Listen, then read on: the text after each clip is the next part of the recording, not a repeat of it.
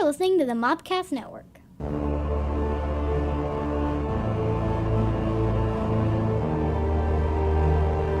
Oh, welcome to the Cult Movie Cantina. Woo! Woohoo! This is the podcast that looks at some of your favorite cult films as an alcoholic beverage. That's me. And shows that someone who's not seen it, she's away on assignment this week.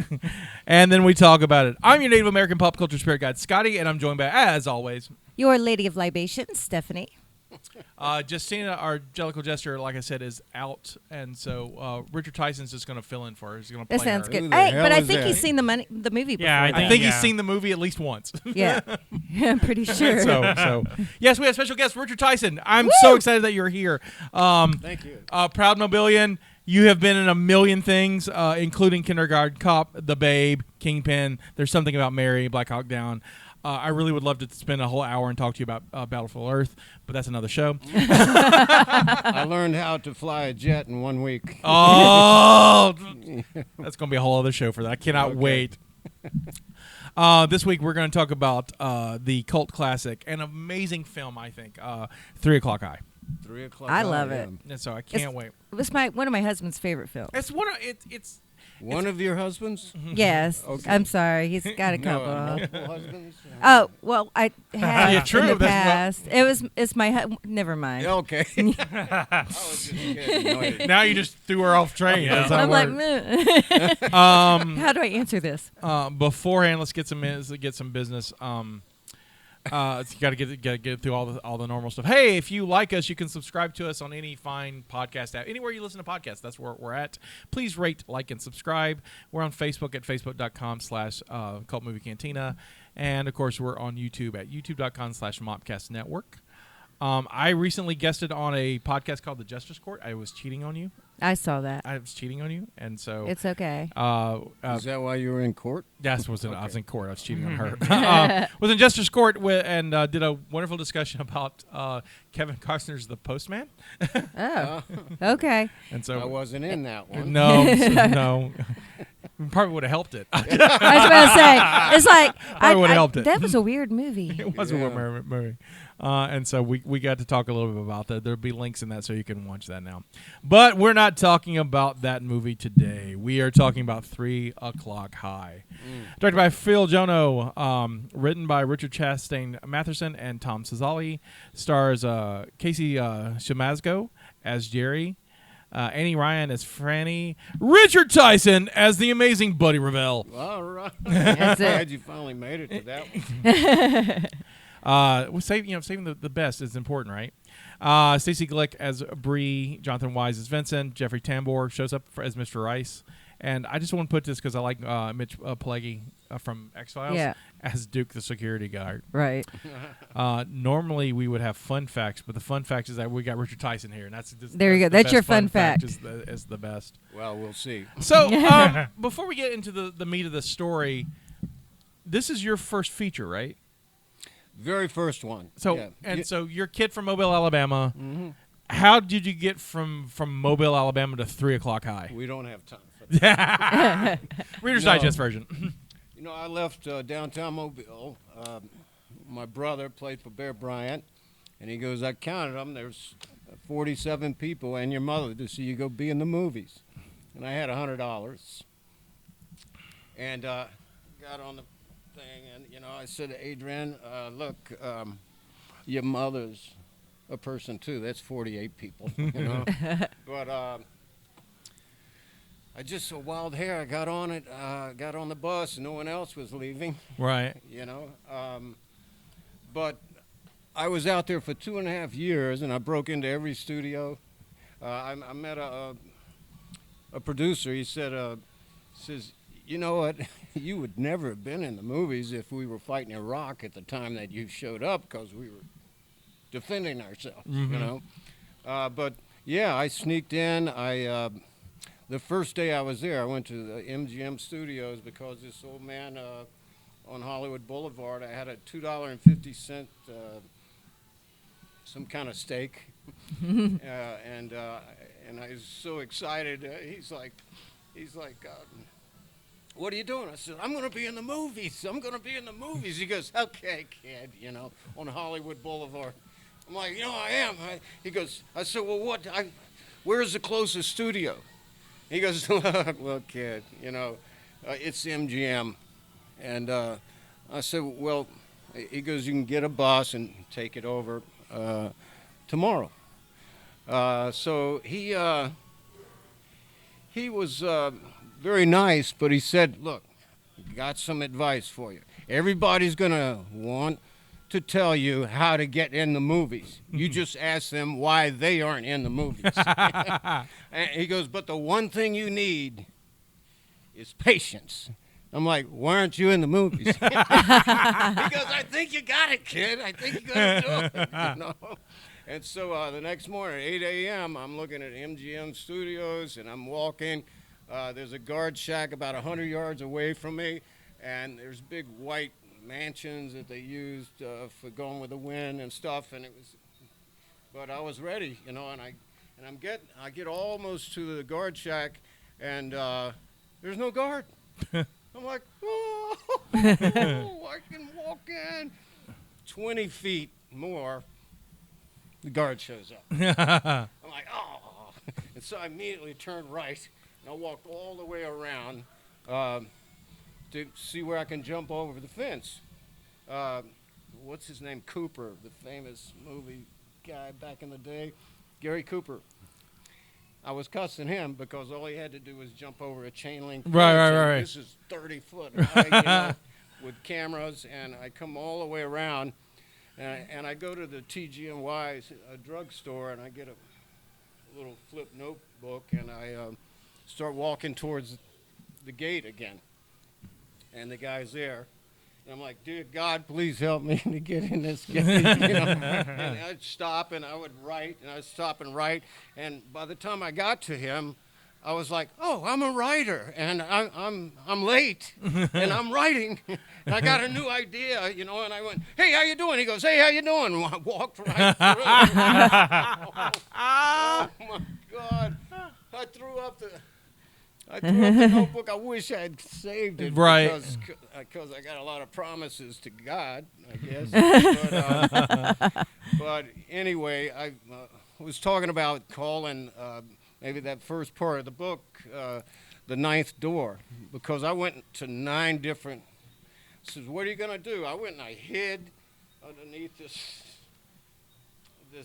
stairway outdoors. It was like 1950s World War II buildings, right? Very thin. Anyway, I walk. I'm like, they're gonna catch me here. Oh, and I saw what's that TV show about the family on the frontier? It was a Western. Little House on the Prairie. Little House on the. I see it, and they've painted it all over this one building. I'm like, I'm going in there, And so I go in, first door on the left. I walk in, and it's a secretary room, like for 12 of them. No one's there. And I'm like, wow. And so I saw the back door, and I go into the back office. There's a guy there. He's a husky guy, Irish. He must be, because he was red-faced, and he was working on numbers, and he was upset. And I said, hey, how you doing? I'm Ricard Tyson. I traveled 2,000 miles to come be in the movies. I get $5, and I'm living at the YMCA on Hollywood Boulevard. He goes, what's your name? I said, Ricard Tyson. He goes, Ricard Tyson, get the hell out of my office. Get the hell out. And I'm like, oh, fuck, I'm there. And I run away, and I go through the secretary, and now I'm in the hallway again. I'm like, okay, first door on the right. I said, how you doing? I'm Ricard Tyson. The whole thing. And the guy's like, I don't. He goes, do you have an appointment? I'm like, no, I don't. He says, I'm calling security. I'm like, no, don't do that. So I go in the hallway again. So I'm in the hallway. I'm like, that's 0 for 2, And I see the next door, and I open it. I go in there, and it's the back entrance to the first guy. He jumped up. I said, how you doing? I'm Ricard. He goes, Ricard Tyson. And he jumped up and threw shit all over everywhere. And then, so I'm getting out. And he comes out of the door, and so he's chasing me. And I'm running down the hallway, and I said, I can go up the stairs. I know I can climb the stairs. Right. And hit this guy. and he was yelling Ricard Tyson. I'm like, damn, we're already at MGM the first day, and they're yelling my name. And I went, All good signs. and I went to 5 or 6 different. I said, I got to change buildings because the second guy called the cops, you know, and I went all around. Finally, 9th door, I just kind of knocked. I'm sweating, I'm tired. And guy opened the door this far, just like 6 inches. He says, yes. I'm like, how you doing? I'm Ricard Tyson. I traveled 2,000 miles to be in the movies. I've done this. He goes, you know what? That's an amazing story. I bet my boss would love to hear about that. She's a casting director. I'm like, she? Did not know that directors could be women, and they're great today. Who knew back then? That was 1903, I think. I went in, and he said, please sit down. I'll tell you when she's ready. And so I'm sitting there, and I see this 5-gallon thing of water. I'm like, there's 2 spigots. One of them's red, one of them's blue. Mm-hmm. I'm like, what's the red for? The guy goes, hot. I'm like, oh, yeah, that makes sense. He goes, just calm down. Just calm. So he goes, okay, she'll see you. I walk in there, and this woman, she had beautiful coiffed hair, and she was sitting on the couch with her arms like this, and her feet were up on the, I'm like, She goes, please, sit down. I'm like, where? I said, where? Where? She's just in a chair. I'm like, oh, okay, good. I'm like, casting couch or something? I was really freaked out. And it took 6 steps, but it seemed like 60 minutes. And I sat down, and she was very nice and polite and leaned in, put her feet down and leaned in. I hear you have a great story. I'd like to hear it. She ended up getting me an acting agent and all these. I had meetings. I went to the finals for what was it, TV show with the Revell car? Dukes of Hazzard. Dukes of Hazzard, yeah. Yeah, I'm up for one of those roles. I didn't even know. I was 5 days at the YMCA before. Anyway. So you're basically a true Hollywood story like you see in the movies where you just, you have the gumption, you take the risk, and it seems to, like, pay off for you. It just yeah, I know. I'm very lucky. My dad, he was state senator here. My brother was a DA and all. And people said, well, why'd you go to Hollywood? I said, my brother became the DA. I need to get that. That's one way to do it. Mm-hmm. So you get 3 O'Clock High. 3 O'Clock High at the time is Spielberg is producing. Spielberg is the first guy to ask me to be in his movie in Hollywood. Now, see, I was there for 2.5 years, and I broke into every studio. I climbed the fence. I did all this stuff. Sneaked in with pizza, all of it. And then I met this casting director. I was going back. Everyone wanted me to be the manager of their restaurant. I said, I didn't come out here to run your restaurant. I came here to be in the movies. And so let me lock up at night or something. Let me wash dishes. And so I was on the way back. I go by Fox Studios. I see two trailers. I'm like, those are casting trailers. They gotta be. I'm on the bus. I'm like, I there's no security. I gotta get off, And I get off and I start walking to him. And she's heard these stories. But Carrie, right? Just tell the story, will you?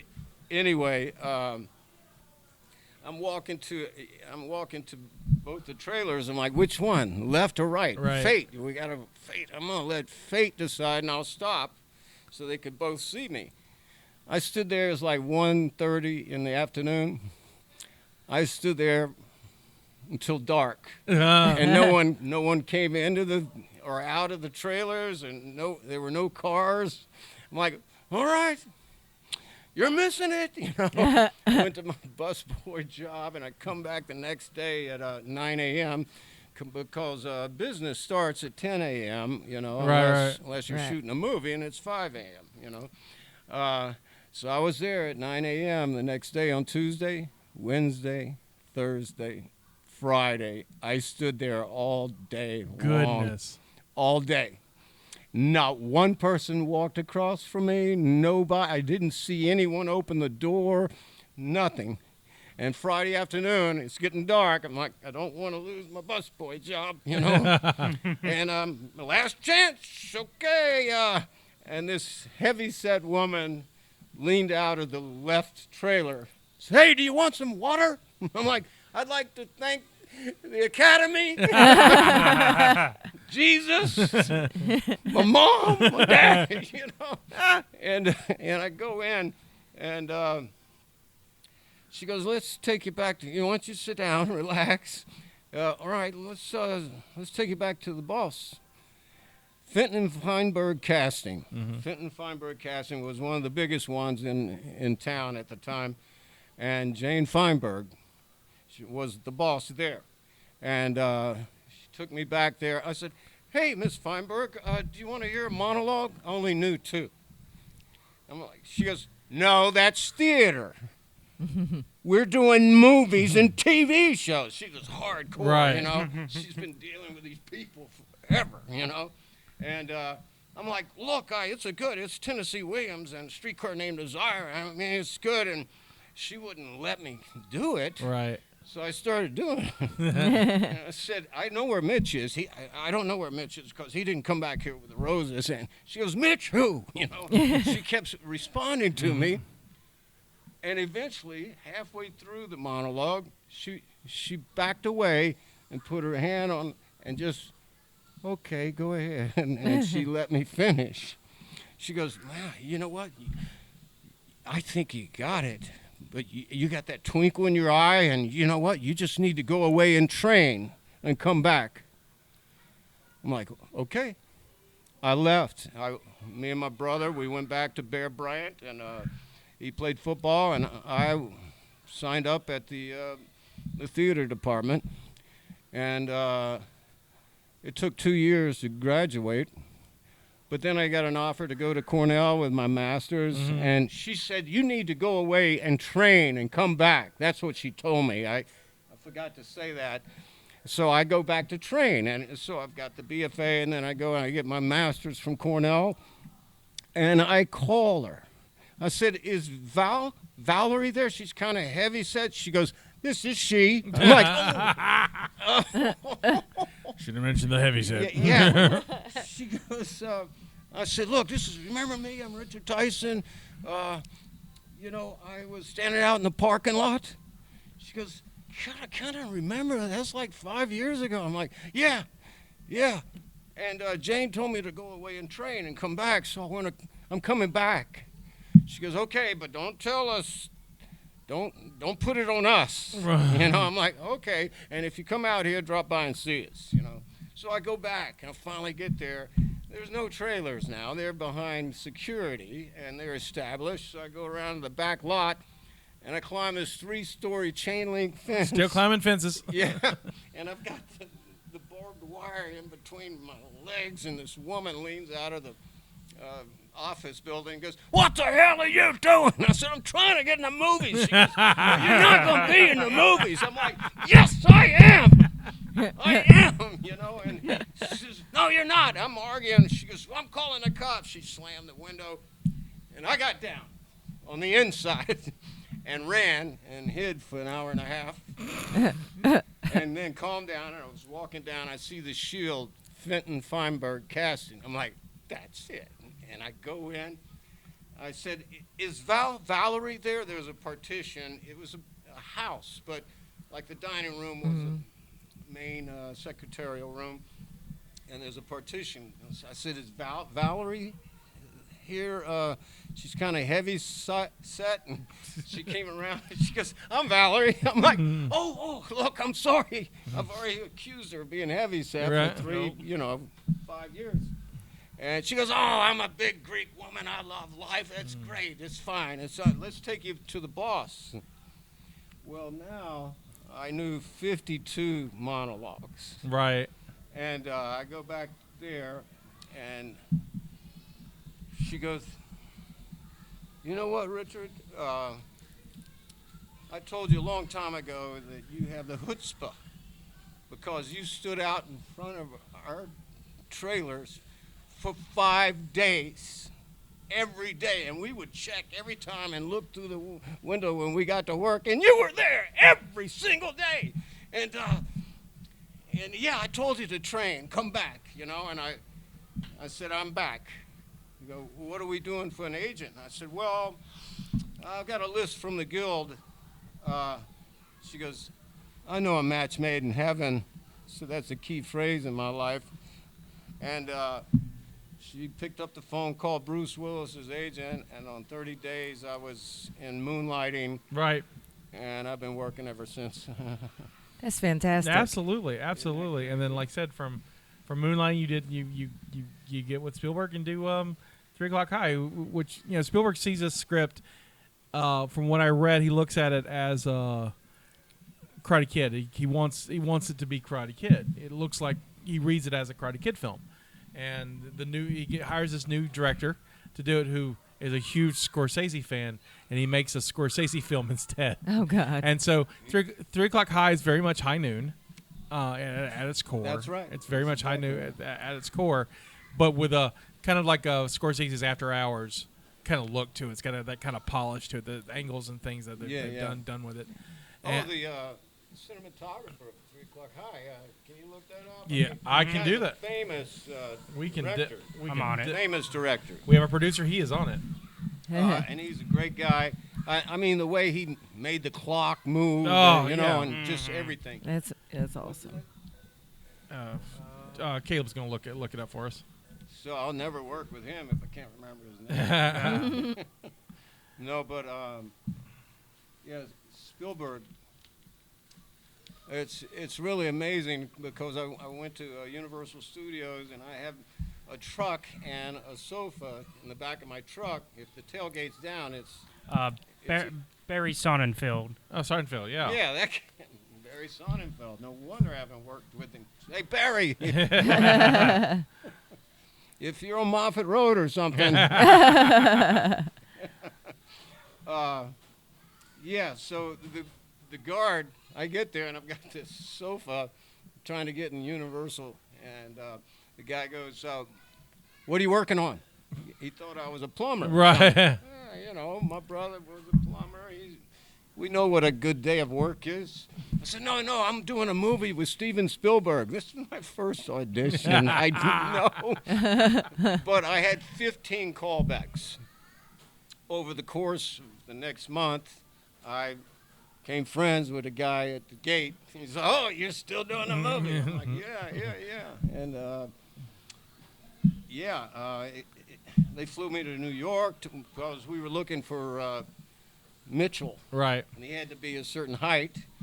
And we went there, and then finally the casting director goes, "All right, look, now you're working with this guy. We're really high on him. Look, we want you to stare a hole through his face." I'm like, "And just get after him, all right? Give him something." Because the camera's on him. I'm looking at him. "You made me mad, Jerry. No, I'm going to have to, it's over the top." And I was like, getting after it, and he must have nicked himself shaving that day because it goes, and it starts bleeding. It's going down his face.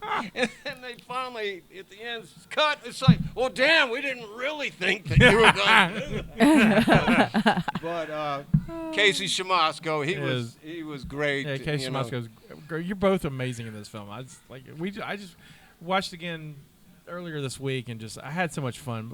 So let's dive into this film for everybody. All right, so for those who haven't seen it. Yeah. When I wake up in the morning and the alarm gives out a warning, and I don't think I'll make plans on time, I don't think I'm going to find pants, microwave a shirt, and give myself a look. I'm in the corner just to see my car has a flat tire. It's all right because I'm saved by the bell. Wait, different thing. Okay, okay, a bit of a stretch. Meet Jerry Mitchell, a good student who is just having a terrible day. Overslept, running late, but it's okay. He's going to manage. This morning, the high school is all a Twitter with the gossip of Buddy Revell, who is a violent delinquent who is now coming to their school from a continuation high school.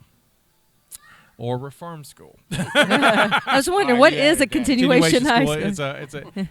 I looked it up. It's basically a reform school. Yeah, he did the math. He did math really well, though. Jerry is the manager of the student store, and they had their best week ever with over $400 in the bank. Also, he's on the school newspaper, and he is assigned to talk to Buddy to do a get-to-know-you piece on the new student. Everything is coming up Jerry. Except when Jerry meets Buddy in the bathroom. Buddy's a tough guy in leather with the most amazing hair. Buddy's hair is great. He did have amazing hair. Buddy's hair is great. As happens to all of us, my friend. And a standoffish attitude. Jerry pitches a story, but Buddy doesn't like people knowing about him, and then Jerry asks to forget the whole thing and gives him a friendly pat on the arm. But Buddy doesn't like to be touched. And that was the whole rumor, right? Right. The whole time. He beat the hell out of the football coach. Broke his neck. It was a great setup. The way absolutely. He was walking in from the GTO, you know, and I mean, all the kids doing the gossip stuff is building you up before they even see any eyes on you is one of the smart things in the film, and very much a trope to High Noon. It's just sorry, I didn't mean to interrupt. No, absolutely. This is what the show does. Yeah, we interrupt all the time. that's It's what fine. Buddy doesn't like to be touched, and he assaults Jerry and challenges him to a fight at 3 o'clock in the parking lot. So for the next 6 hours, Jerry does his best to get out of the fight. He tries to leave and is caught. His buddy Vincent tries to plant a switchblade in Buddy's locker. That backfires. He makes out with his English teacher, but that doesn't work. He steals the money from the student store, hires a guy to fight Buddy, and Buddy just kicks the shit out of him. Finally, he pays Buddy to leave him alone, in which Buddy agrees but calls him the biggest pussy I've ever met in my life, which then upsets Jerry, and he demands his money back, in which Buddy refuses, and so the fight is back on. Jerry isn't going to back down as a coward. It's 3 o'clock. The students have packed the parking lot, ready for a fight. The principal tries to break it up, and others, but Buddy takes them out one by one. The fight starts, and Jerry stands his ground, but is clearly outmatched. Buddy slips on a pair of brass knuckles from his pocket, goes to finish Jerry off, but Vincent jumps in the way, causing Buddy to lose his weapon, which is picked up by Jerry's sister, and he uses them to knock out Buddy and become the hero. No, that's the worst cut. He actually does it twice in the movie. Right. And it's like, who is this guy? I mean, really? Next day, the students rally to help Buddy repay the stolen money to the student store. Buddy shows up. Help Jerry repair the stolen money to the student store. Buddy shows up and returns the money. The high school is now filled with the gossip of Jerry's exploits as we go to credits. Your thoughts of the film? Because Well, I love the film. The thing that cracks me up. No, so when this is where Jerry, from the beginning, went wrong. I can tell you because I have heard. My husband has told me several times about adventures in the men's bathroom and how if there's certain people, like if so many stalls are used, you wait because you don't want to be next to somebody where they're at the urinal, and you never ever make eye contact with anybody. Ladies don't have. And right, and you never ever talk to anybody. No, you just do your thing. And here's Jerry, who breaks all those rules. In the bathroom, and I mean, which to me is hilarious. I mean, it's just hilarious. So I love the film. I think it's fantastic. I like how he's always trying to get out of school. I love the slow motion when Buddy, Jerry slaps him on the shoulder. Right. Oh, Yeah. And then it goes slow motion, and you can hear his hand coming off. It's like, my question is, can you really work those math problems? yeah. I went went to the Naval. Probably Oh, not I now. forgot. I forgot that you Probably did. not Yeah. now, but You did yeah. go to the Naval Academy. yeah, I could have. And I did them those days, but I had a cheat sheet. You know. Of course. I think that's what's really neat about this movie and what's subtle about the film is that Buddy is smart. Yeah. Yeah. I mean, Yeah. not outside of the equations that he's doing, but he's carrying around and reading of Mice and Men the whole time. Right. You know that? Oh yeah, How did yeah. you know that? it's in the it's right Could there. you see it? Yeah, It's you right can see there. it. You It's can right see there. it. You can see it. So You could see the we're cover in the of it. library, and they're giving me a choice, and I'm like, of Mice and Men, I think that's perfect Right. for Buddy Revell. You know? Absolutely. Yep.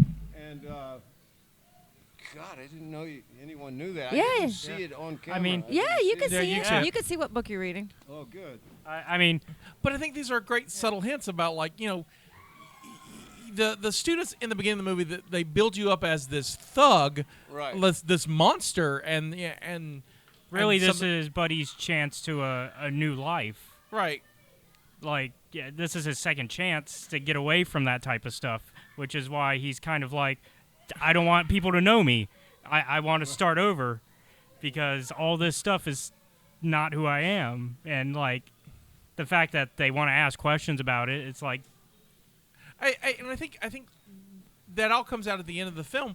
Buddy doesn't have to give back the money. nope. That's right. He doesn't, and he chooses to. And you know what? We weren't going to do the movie. I had another offer from another movie, and I said, I really want to do this one, but we need a redemption scene, you know. And we came up with it.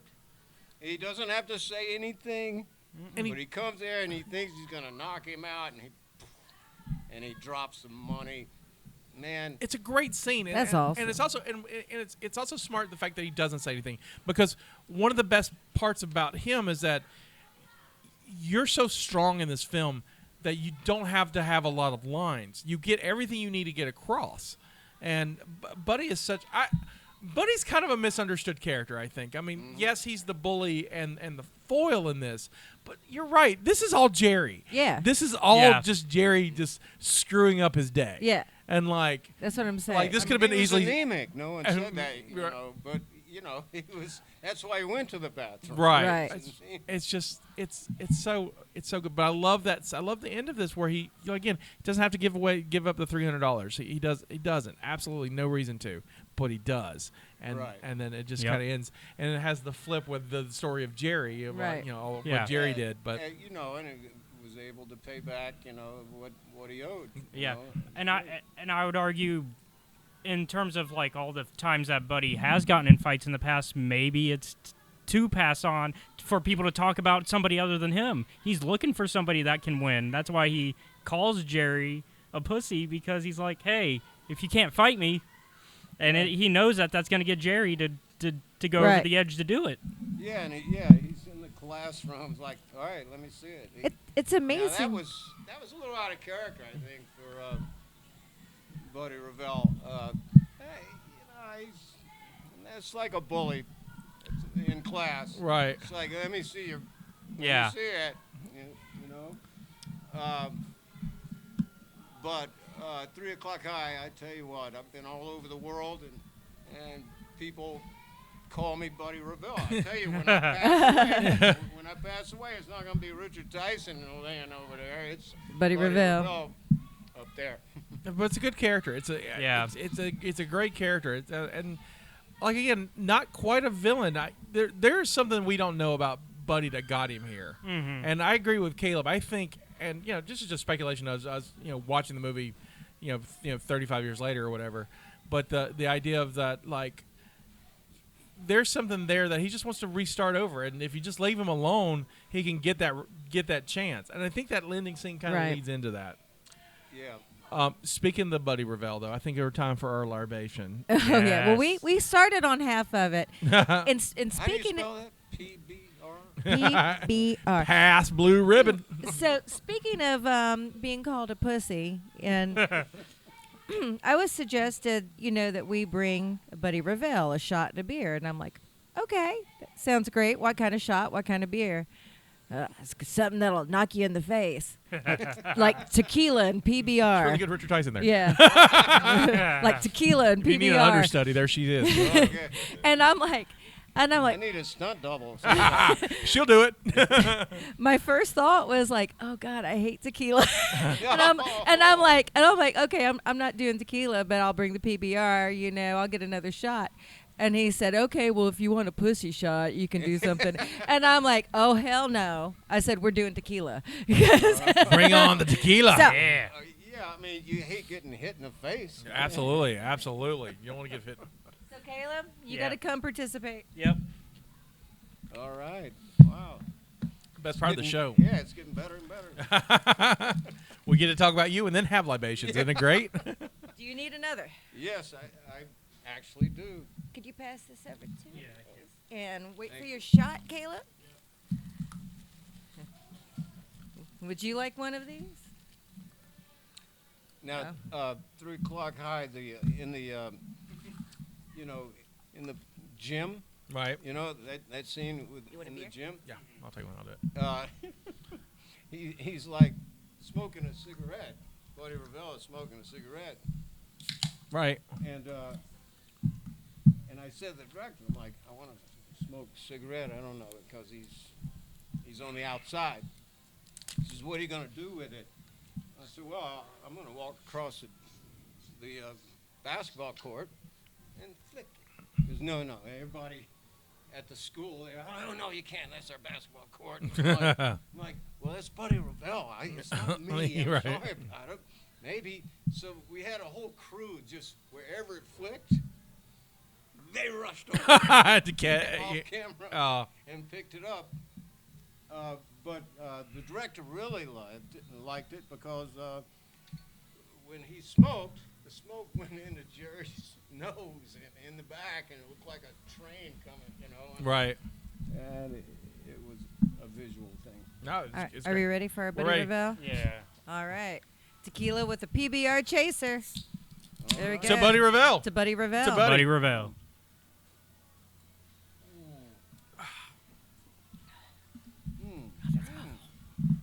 Tequila. Yep. I just feel like I've been punched in the face for sure. No, I'm no pussy. Actually, that has a pretty good flavor to it. What is it? What is that? It's the Hornitos. Oh, yeah. It's good stuff. Yeah. Oh, that is good. Kind of like a Do you have peppery. a straw? No. I do have some apocrypha. I found some apocrypha for this one. And our apocrypha is like alternate casting and alternate scenes and whatnot. Trivia. And I'm glad you explained that. 'Cause Yeah. I didn't understand it at first either. I just kind of went with it. Well, I needed a cool word for what this section was. I so know, I went with love apo- it. Very I went with apocrypha. Kirk Cameron was the second choice for Jerry Mitchell. Oh, okay. Yeah, according to the internet. And Corey Feldman was also considered for the role of Jerry, but he was considered too young, which is funny because I think, if I'm correct, you guys were way over in your 20s when you did this, You right? guys were older than the director. I was 19. 19? Was You lie. You had already finished your master's. I don't. yeah. He just acts. Tell stories. We all lied on occasion, haven't we? I lied about my age until this year, and then I just went with it. Good. Embraced it. Good. 29. 29. I can't even do the math on 29 plus what is what I am. 29 plus 21? Yes. Yes. Oh, God. That means I can drink again. Yes. As in the tequila and PBR. Wow. I can full math. circle. Okay. Caitlin O'Henry's character of Miss Farmer originally only had the one scene with Jerry seduces and kisses her in order to get detention after school. After the movie was completed, it was tested, and audience desperately wanted to know what happened to Jerry and Miss Farmer.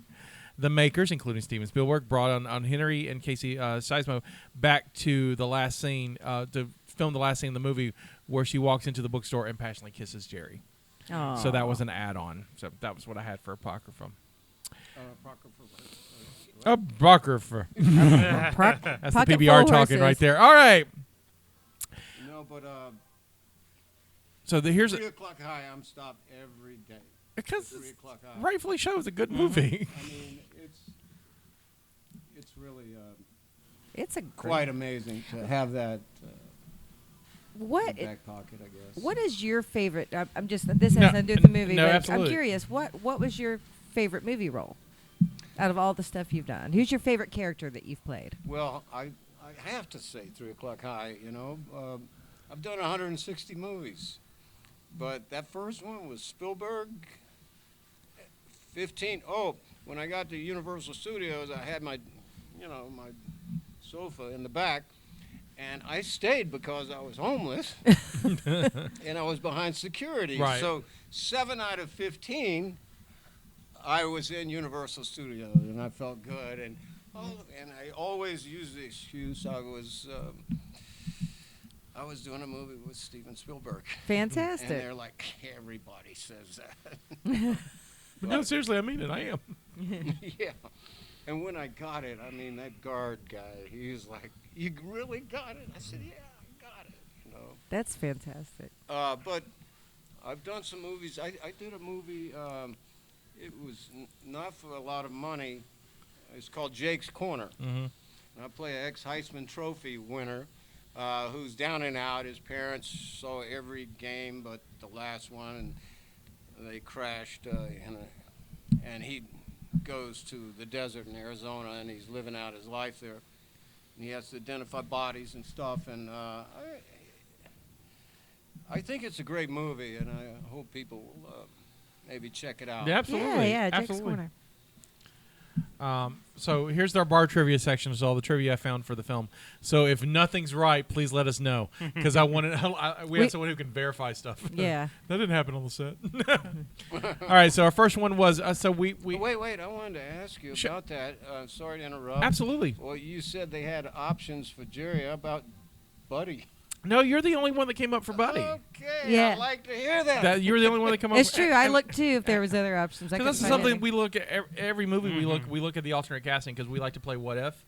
And I think the no casting one for Buddy. Yeah, They dragged me along for 15 callbacks. Come 15 callbacks. Either that or there is, yeah. Yeah. I think they were stringing you along. I mean, if it was 15 callbacks, it's probably people. I mean, maybe other people, but no one who made it. Made it afterwards. I mean, there's a lot of Richard Tysons out there who didn't climb the fence all over. So Spielberg flies me to New York City and puts me up in the plaza or whatever, and I was at Cornell, just a few months before graduating with the masters, and I called my friends. I'm like, "Where are you? Spielberg flew me to the plaza. Oh, fantastic. Come on." They all showed up, and we rocked it. The next day, I wake up, and I'm late for the appointment, and I'm running through New York City. Oh, I lost Buddy Revell. And I got there, I was so mad and sweaty, and I was like, they go, "Man, that is Buddy Revell." So, all right. So, as we talked about, Steven Spielberg was an executive producer on this picture. And the reason why he looked at the script and said, "This is Karate Kid." But then he had his name removed from those credits, as he's done 2 years with another youth comedy, Fandango. Both films would go on to have a strong cult following. Amblin Productions. That's early Amblin films. Yeah. During Jerry book report, he asked the English teacher what her favorite book is, and she replies, "Turn of the Screw," and then he kisses her. In Turn of the Screw, by novelist Henry James, there's a part where a tutor is kissed by her student.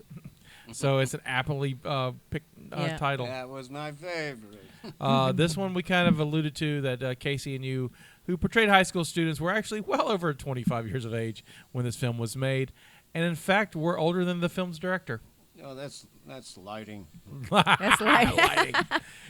You know what? Like with Casey, I can kind of see him being older. He was a lot older. You though fit.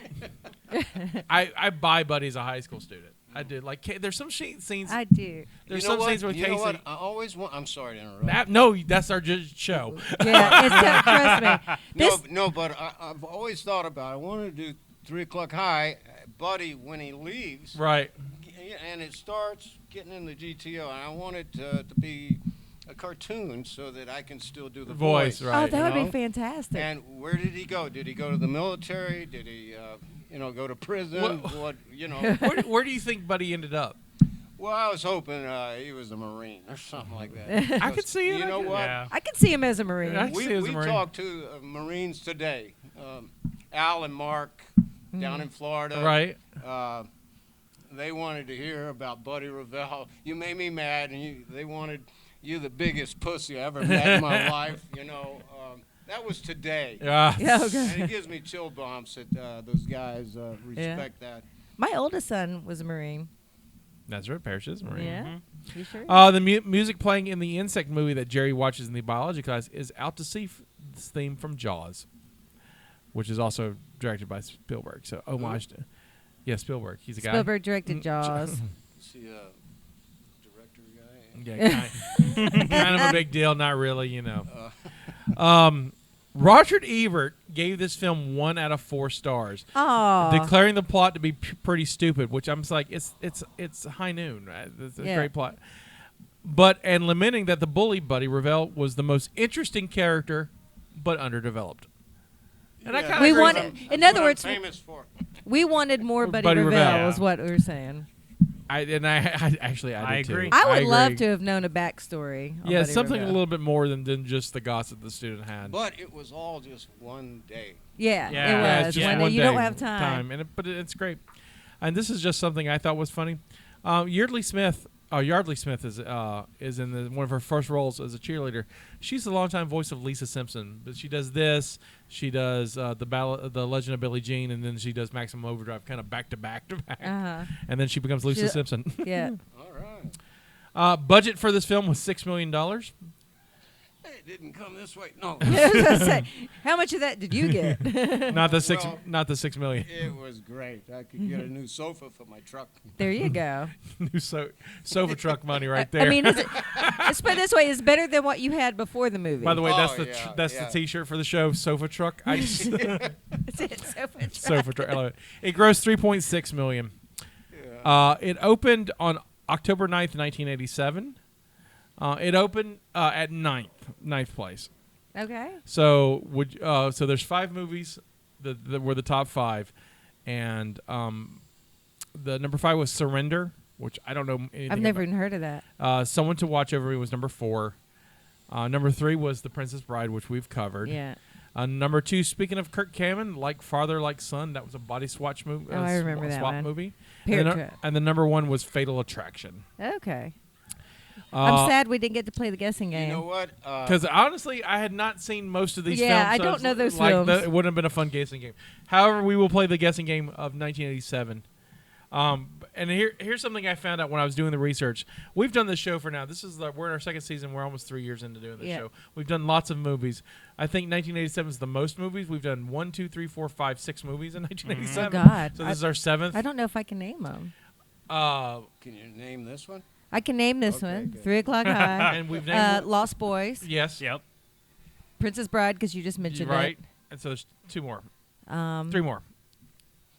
One Prince of Darkness. No, which doesn't count because we haven't done it on air. Oh, well, we did it before. But that was Okay. before the new format. Was that not 87? Yeah, it was 87. Oh, okay. So you know that Then- Spielberg movie about Finding Private Ryan? Yeah, Saving Private Ryan.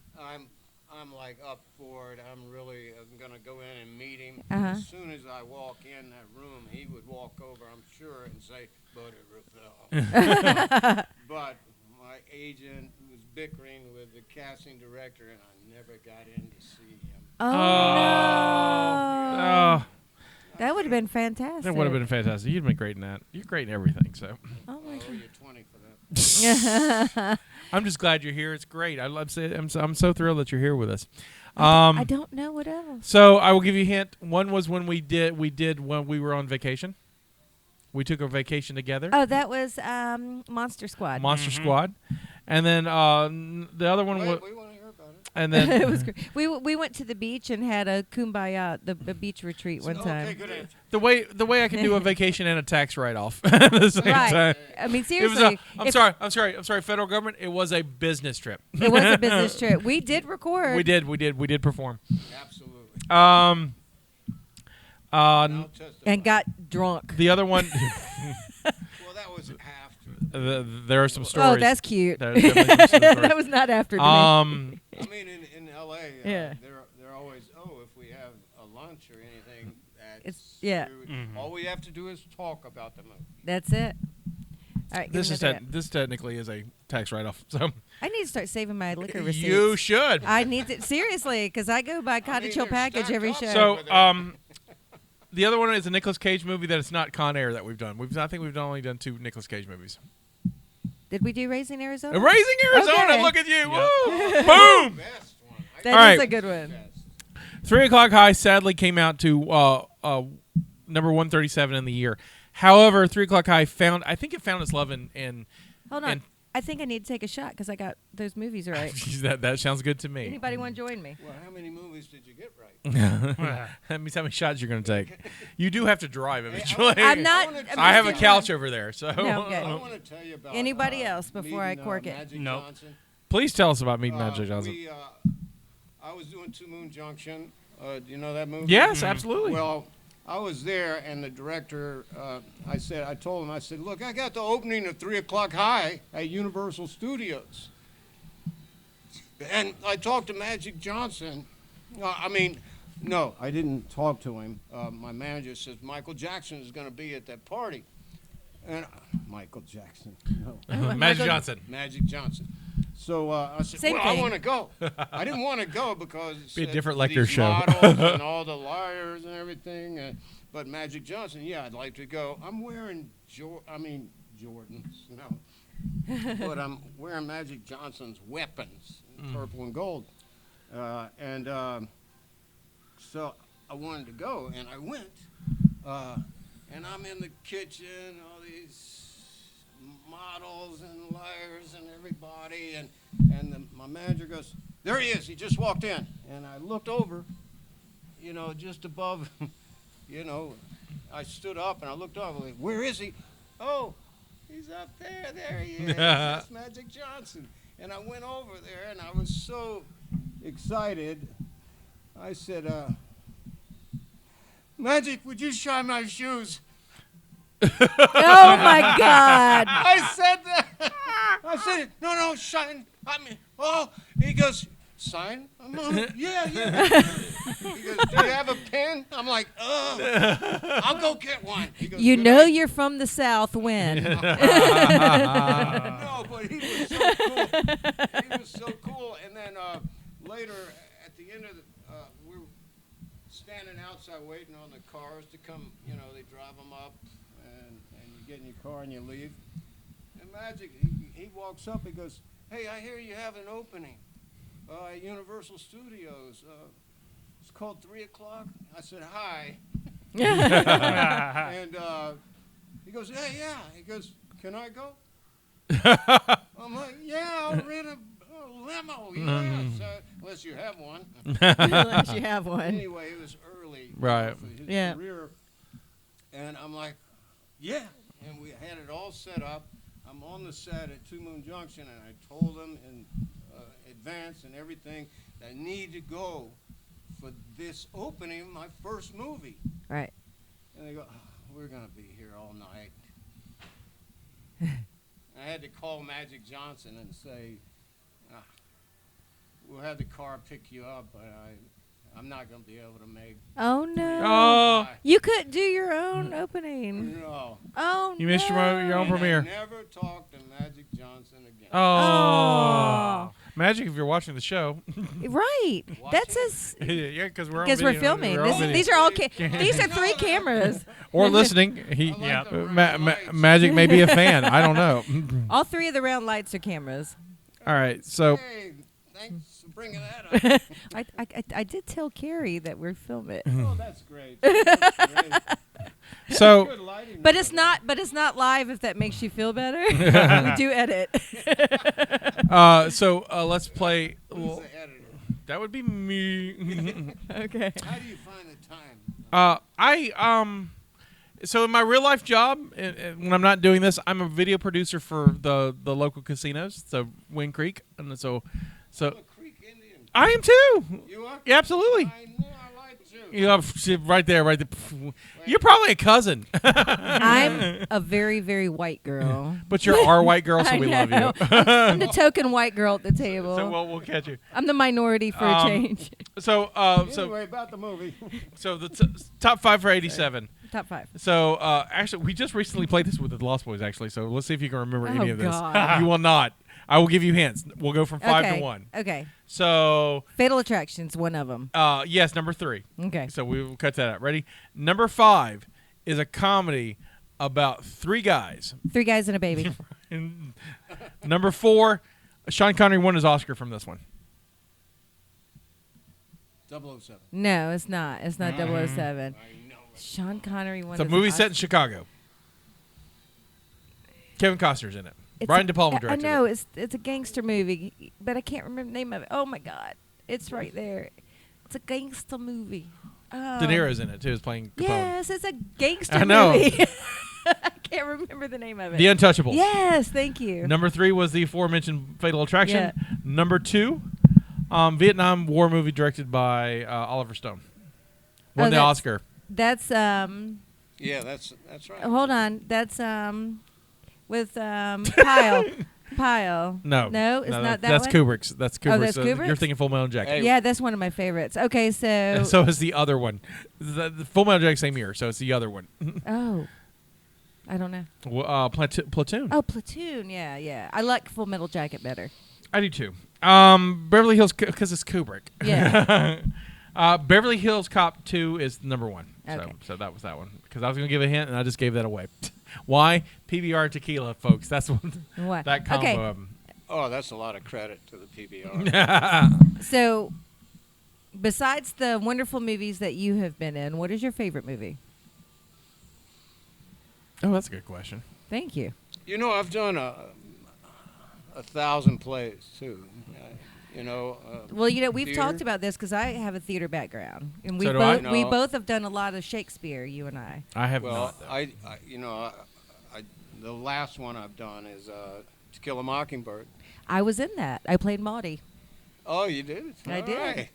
I was in an outdoor theater at the in Topanga at the Will Gear. Remember Will Gear? Mm-hmm. At the Will Gear Theatricum Botanicum. And I'd been doing plays since 1987, like 3 o'clock high. No, Two Moon Junction was in Europe at the Cannes Film Festival. Mhm. Right. And I said to the director, I'm like, oh, I got this thing. I'm supposed to go, and I'm doing Shakespeare here. What? She goes, the director goes, you get out of here and you go to that, you know. Yeah. They pay you like $2,000 just to go to have lunch. Anyway, I've done so much in the theater, street. I'm sorry. There you go. No, Uh, you've had a long career of great stuff. So Do you, you know, I asked the students. They came in early, you know, and the students were all there, like busloads of them, you know, for the first 2 weeks while we were still rehearsing. Mhm. And one of them goes, hey, weren't you in a movie or something? I'm like, oh, yeah, but let me ask you first, do you remember Arnold Schwarzenegger? And they're like, who? I'm like, you're not going to know me. Oh God. yeah, we didn't even really talk about Kindergarten Cop, but we're gonna save that for another day. So, if money was the same, if pay was the same for theater and movies, which we know it's not, but if No. the pay was the same, which would you choose to do? I can't do You it. couldn't? No, I couldn't answer that. Yeah. Because Either. To Kill a Mockingbird, I'm going on the last night, and it's outdoors. Yeah. And we had 180 seats up on the hill, and we had 450 people hanging in the trees, you know. Right. And right when I'm going on, in the theater, you're walking on, and I hope that I remember the 2.5 hours later it's gonna be there. Right. And I love that. I Yeah, do too. same thing, It's yeah. a But thrill. as I'm going on for closing night, phone, I forgot to turn it off. No. You know, there were no cell phones back in that day. And my friend gave me this, gave me the phone. I'm like, what? Says, well, look, Steven Seagal has a movie, and they want you. I'm like, well, where is it? I'm about to go on stage here, you know. Well, have you ever heard of a place called Mobile, Alabama? I'm like, that's my hometown. Yes, you know, call you back. You know, and I went on, had a great show. I'm in the seersucker suit and all this, not Buddy Revell. No, he was Atticus. Yeah, Atticus Finch, yeah. Atticus. And I finished. They got me to the airport and flew me in. And I was in Mobile at 10 a.m. the next day, and I did this movie with him. I can't remember the title. Something Siege, maybe? Yeah, Something I don't know. Over Siege, under No, it wasn't, you know, on the battleship. It was years later. Oh, was it it was like- after yeah, that. it's Yeah, like there was 3 or 4 another one. years Yeah. ago. Okay. That was the one. We already found the person who saw that. No. Yeah, the one person. But I remember it being filmed, but Yeah. I cannot remember the name of it. I forgot Stephen came back, yeah. Yeah, It's called. When he's been hiding from the mob in Russia. I can't remember the. I don't know.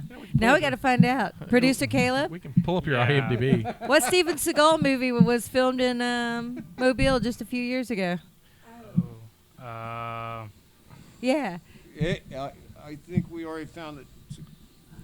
There's The been people who saw it. there's been some doozies filmed here. There's been some good ones, and there's Hey, been you some know that's what? like, But damn. I was happy, you know, to be able to go, and they picked me up and flew me out, and I still have my seersucker, Perfect weapon. Perfect weapon. and I have my seersucker suit still on from the Uh-huh. play. Nice. And my father's a lawyer, you Right. know, and my brother. And they all wear those during the summer anyway. No, they don't. Oh, I've seen so many lawyers. I that know, wear- but not my hopefully dad. not. Hopefully not your family, but No. John's got better taste than that. Come on. Thank goodness. no, Thank but, goodness. no, but I made it home, and my dad's sitting in the den, Mm-hmm. and I got there. I did the whole play for him, Aw. and he goes, "I told you had it, son." Oh. Aw. That's so sweet. But he was my best. He was. Your biggest supporter. He was. Well, everyone, that was 3 o'clock high. The amazing Richard Tyson. Thank you so much. Thank You you got to so come back and much. hang out with us again because Oh, we had a We'd blast. love to have we you on just the show again. absolutely. We had so much fun. Hey, do And- I get a mic? This is Scotty saying this is our contribution to the multiverse. Go out and make yours.